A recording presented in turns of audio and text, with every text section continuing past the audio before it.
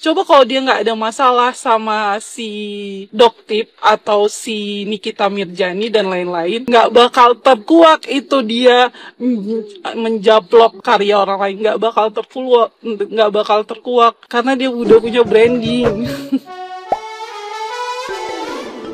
Kak, kasih soal kerudung yang disebutkan bahwa produk orang lain. Itu kerudung itu udah ini sebenarnya kisah-kisah lalu yang dikorek-korek lagi. Itu awal-awal saya merintis ya di tahun 2019 pas masa Covid waktu itu ya, pas masa Covid. Ini saya perlu ceritakan juga ya ke kalian ya, karena ini udah rame banget. Jadi saya punya supplier yang ngebuatin hijab-hijab saya. Waktu itu saya masih belajar maklun untuk membuat brand sendiri. Kalau sekarang kan udah brand ya. Dulu masih maklun, jadi saya punya ide untuk ngebuat hijab yang ada bandu-bandunya gitu. Terus supplier saya memilih bahan yang dari Umama itu, dia buatlah hijab tadi. Waktu itu banyak membantu masyarakat UMKM karena produk itu viral di mana-mana. Dan saya tidak menempelkan brand sama sekali di sana. Saya tidak menempelkan karena kita baru belajar juga untuk maklun, ya. Jadi cuma supplier itu yang namanya bando di sini, payet-payet di sini, payet-payet di ujungnya. Jadi mungkin yang Umamanya itu ketutup ya. Tapi itu tidak ada maksud untuk kayak menipu, merekayasa, itu nggak ada maksud sama sekali. Jadi itu penjualan banyak di tengah-tengah sehabis Covid itu laris manis. Jadi banyak jadi permintaan sampai kewalahan ya. Jadi yang kebantu tahu nggak di sini siapa? Di tengah-tengah Covid yang orang itu tukang payet. Saya ingat banget waktu itu ya, tukang payet di mana-mana menjahit itu karena yang terjual puluhan ribu pieces pas itu. Makanya saya agak ibu-ibu rumah tangga pas Covid itu benar 2019 ke 2020 ya, 2021 tuh. Sorry ya, 2020 kejadian itu. Hijab itu pas siap-siap Covid. Jadi banyak yang terbantu gara jual-jual hijab itu. Nah, karena viral sekarang si brand Umama juga mengeluarkan statement kalau dia tidak pernah bekerja sama yang SS. Nyatanya pas masa itu di tahun 2020 itu karena produk kami terlalu banyak terjual sampai puluhan ribu hijab itu. Mereka yang ngajak kami kerja sama, istrinya ya, tapi sekarang dia mengakui kalau kami tidak pernah hubungan kerja sama SS ya. Ya nggak apa-apa kalau saya nggak mempermasalahkan ya, cuman kan itu jadi giringan netizen kalau opini ya. Tapi itu nggak masalah. Ya. Kita sudah membantu ibu-ibu. Ya, dari hijab itu banyak sekali ibu-ibu yang udah terbantu karena pada masa-masa itu ya masih sulit ya. Masa-masa sulit banget, tapi makanya ibu-ibu tuh itu ngejahitin payetnya. Lagi rame nih tentang si Sheila Sukiya. Dia tuh kan kemarin berantem sama Doktip, tapi itu lewatin lah, udah di ini. Ini yang lagi baru kebongkar, ternyata kerudung buatannya dia itu rame di TikTok. Ada yang ngebongkar si manik-maniknya dia, dan kelihatan lah itu dibalik manik-maniknya itu ternyata itu nama brand lain dari Umama. Lihat dibongkar tuh. Si Umama itu ternyata itu ngejual kerudung harga 30.000 sama si Sheila Sukiya. Dijual lah itu kerudung tuh harga 250.000. Gila nggak? Untungnya 200.000 lebih satu kerudung. Sedangkan kalau yang beli kemarin kan trending satu hari itu bisa 100 orang lebih yang beli. Oh, satu hari dia bisa untung 20 juta sendiri. Gila gitu. Hati-hati makanya jangan pada suka FOMO lihat yang gitu-gitu doang tuh. Hati-hati kalau belanja guys, yang pinter. Sekarang lagi tren jiplak brand ya, kayak yang lagi ramai ini SS. Dia punya brand, dia punya punya produk kerudung ya, tapi kerudungnya itu punya orang lain, tapi tinggal dia modifikasi. Sebenarnya secara hukum itu aman gak sih ya?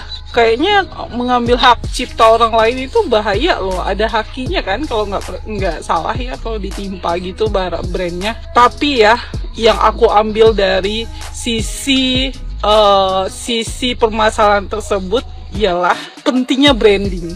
Tadi kan udah ya contohnya Dr. Richard Lee yang dia menempelkan produk kayak brand Korea, ditempelkan produk dia gitu kan, terus dinaikin harganya sampai jutaan, bahkan orang banyak yang beli. Karena apa? Nama dia udah besar, kalian tetap beli karena brandingnya udah bagus. Itu pentingnya branding di sebuah brand ya, kayak yang lagi viral juga ya, sama ya tadi ya, SS itu kan dia menempelkan, beda sih dia skincare, tapi dia bagian di produk ya, dia menempelkan ya desain orang lain ya, brand orang lain, dia cuman modifikasi terus ditempelkan brand dia, laku sampai miliaran ya, bahkannya banyak banget tuh harta dia ya dengan menempelkan karya orang lain ya. Tapi banyak yang beli. Dari segi bahan, ibaratnya 80.000 nih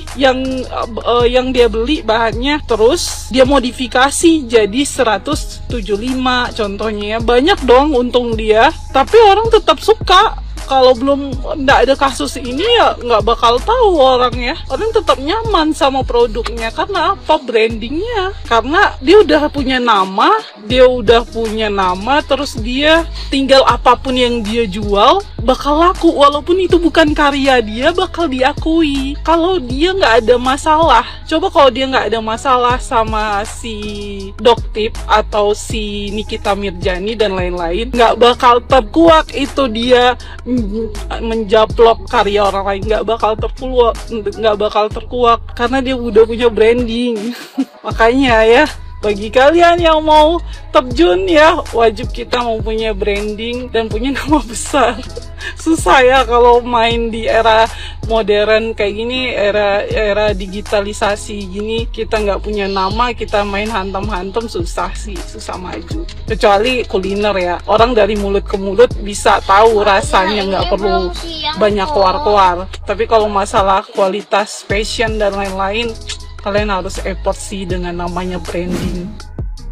Sebenarnya kalau misalkan kita lihat, ya ini semua bukan disetting oleh manusia, tapi disetting oleh sang pencipta. Bagaimana tidak? Orang-orang itu nggak kenal siapa SS pada umumnya, kecuali mereka-mereka pembeli atau pecinta skincare dan produk-produknya dia. Namun, kalau misalkan teman-teman lihat, orang-orang mulai mencari si SS ini ketika dia itu ngeberangkatin si Syahrul ke Mekah, umroh di sana, dan barulah di situ mulai terkuak. Dan dia itu apa nggak nyadar ya, dengan posisi yang sekarang itu para punggawa dari skincare ini satu persatu udah nyungsep.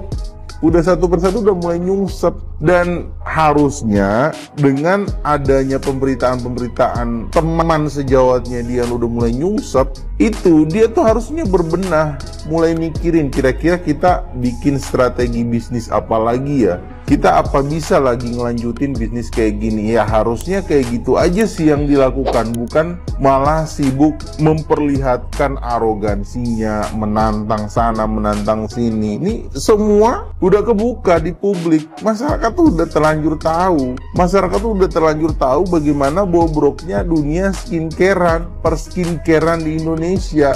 Orang yang sekelas dokter Richard aja itu udah minta maaf, udah wah sujud dah, udah nggak mau lagi nih ribut-ribut masalah skincare, semuanya bakal dikembalikan lagi. Dia ngeluarin produk justru nggak dilirik lagi tuh sama orang-orang, dan mulai terkuak nih produk-produk yang dulu yang disepelekan. Ternyata kalau misalkan kita lihat kandungan yang ada di dalam produk tersebut dibandingkan dengan punggawanya skincare ini tadi, itu nggak ada apa-apanya. Justru malah lebih bagus yang harganya 30 ribuan dibandingkan produk mereka yang dijual dengan harga 100, 200, 300, 500, 1 juta rupiah. So, bagaimana pendapat kalian teman-teman?